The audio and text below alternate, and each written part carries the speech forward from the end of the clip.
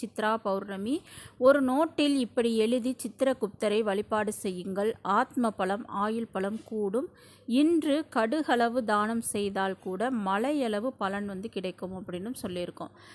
சித்ரா பௌர்ணமியில் ஏகப்பட்ட சிறப்புகள் இருக்கின்றது. அதையெல்லாம் நம்ம ஏற்கனவே ஒரு பதிவில் சொல்லியிருக்கோம். அதில் முக்கியமானது பார்த்திங்கன்னா, சித்திரகுப்தர் அவதரித்த தினம் இந்த சித்ரா பௌர்ணமி.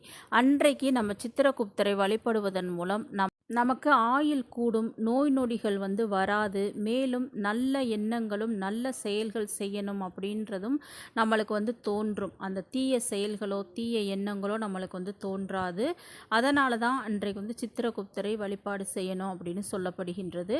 அது மட்டும் அல்லாமல் அன்றைக்கு செய்யக்கூடிய சின்ன தானம் கூட உங்கள் குடும்பத்தில் அந்த தரித்திர நிலையை மாற்றும், சகல விதமான நன்மையும் கொடுக்கும் அப்படின்னு சொல்லப்படுகின்றது. அதை பற்றியெல்லாம் பார்க்கலாம். அதுக்கு முன்னாடி மறக்காமல் நம்ம சேனலை சப்ஸ்கிரைப் பண்ணிக்கோங்க வீவர்ஸ்.